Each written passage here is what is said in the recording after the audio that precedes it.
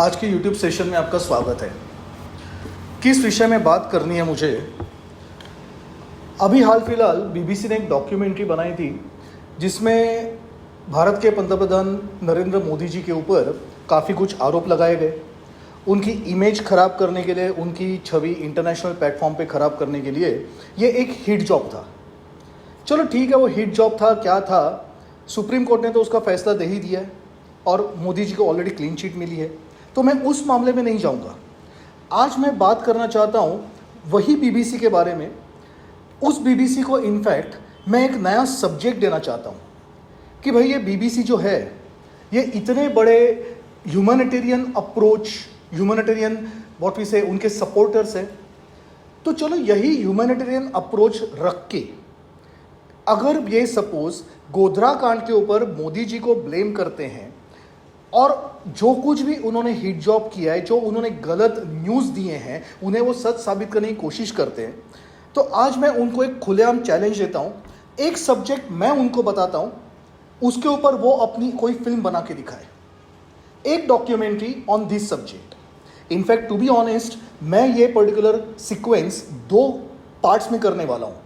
आज मैं बात करूंगा एक पार्ट की, जिसके ऊपर मैं बीबीसी को खुलेआम चैलेंज देता हूं कि इसके ऊपर डॉक्यूमेंट्री बना के दिखाए और उसके बाद अपने आप को सच्चाई का देवता और उसके बाद व्हाट वी से द क्रूसेडर ऑफ जर्नलिज्म, ये सब साबित करे।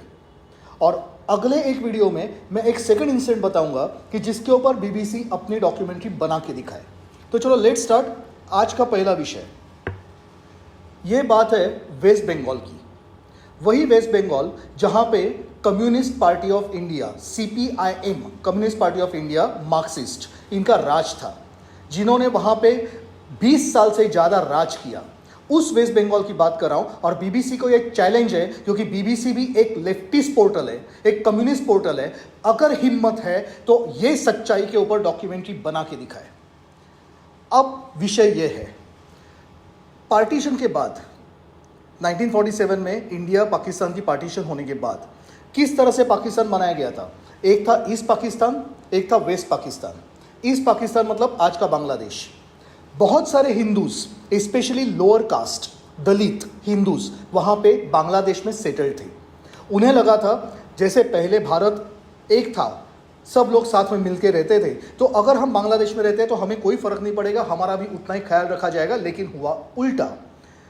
These particular Hindus were religiously persecuted minorities which were massacred in Bangladesh। तब का ईस्ट पाकिस्तान, तब अपनी जान बचा के ये लोग भारत में भाग आए। भारत में आने के बाद भारत सरकार ने उन्हें रहने के लिए जगह दी इन एरिया कॉल्ड दंडकारण्य। दंडकारण्य मतलब एक ऐसा पोर्शन आता है जहाँ पे छत्तीसगढ़, उड़ीसा और मध्य प्रदेश का ये जॉइंट एक सेक्शन है। वहाँ पे इनको रहने के लिए जगह दी गई, लेकिन भारत सरकार ने सिर्फ उनको जगह दी, बाकी और कुछ नहीं दिया।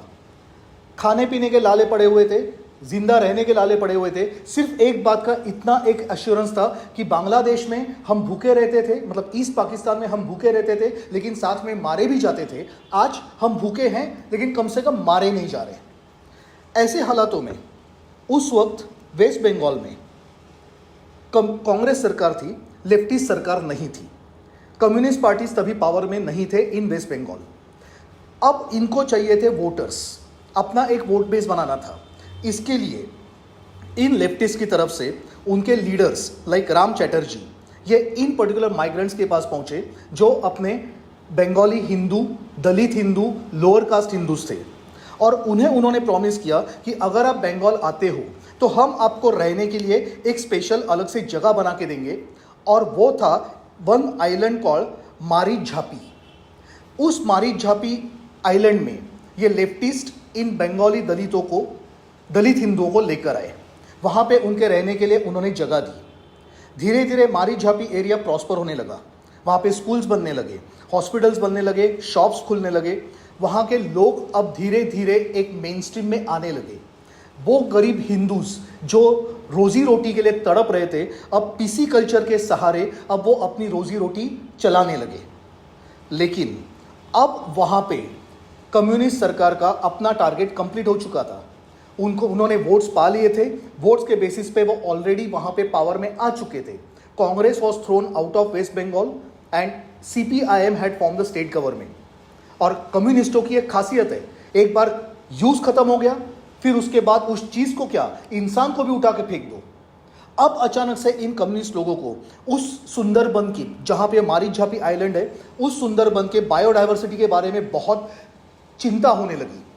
सो इन एनवायरमेंटलिस्ट कम्युनिस्ट लोगों ने फिर अब इन दलित हिंदुओं को वहां से भगाने के लिए, वहां से हकालने के लिए अपनी कार्रवाई शुरू की। और फिर एक दिन आया, that was suppose to be a black day in independent India, that was 31 Jan 1979। 31 Jan 1979 को भारत ने एक बहुत गंभीर, बहुत बेकार एक मैसेकर देखा, और वो था इन वही गरीब दलित हिंदुओं का। 1700 people were mercilessly gunned down in Maricjhapi by West Bengal police on the orders of communist chief minister Jyoti Basu। और इन 1700 लोगों में कई बच्चे थे, कई औरतें थी और कई बुजुर्ग थे। More than 100 women were brutally raped again and again by West Bengal police and the communist cadres। और रेप करने के बाद फिर उनको मार दिया गया, या तो उनके सर धड़ से अलग किए गए, या तो उन्हें बहुत बुरी तरह से मार मार के उनको मौत के घाट उतारा गया। कम से कम 15 innocent children between 5 to 10 age, they had taken shelter in a hut. लेकिन उनके साथ क्या हुआ, इस कम्युनिस्ट कैडर ने उनके सर धड़ से अलग कर दिए और उन्हें मार दिया, क्योंकि पुलिस को और कम्युनिस्ट कैडर को सीएम ज्योति बसु की ऑर्डर थी कि किसी भी हाल में यहां पे कोई बचना नहीं चाहिए। यह होने के बाद इन कम्युनिस्ट लोगों ने उस आइलैंड पे जो सरस्वती देवी की मूर्ति बिठाई गई थी, जिसकी पूजा अर्चा करके वहां के बच्चे स्कूल जाते थे, पढ़ते थे, वो मूर्ति तोड़ी गई।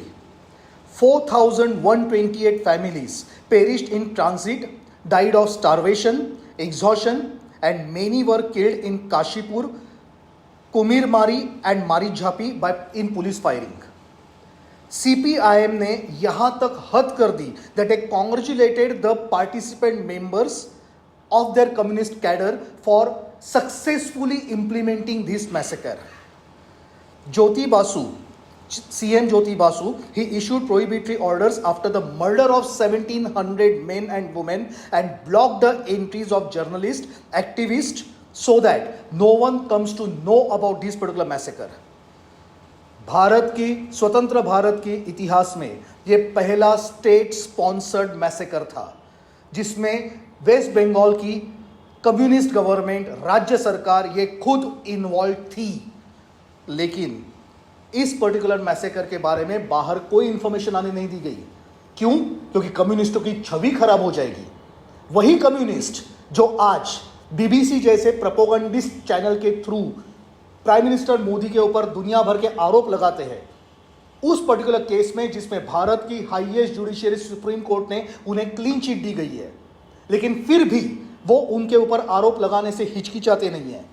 लेकिन अपने खुद के पाप क्या कभी ये उन्होंने आपको बताएं?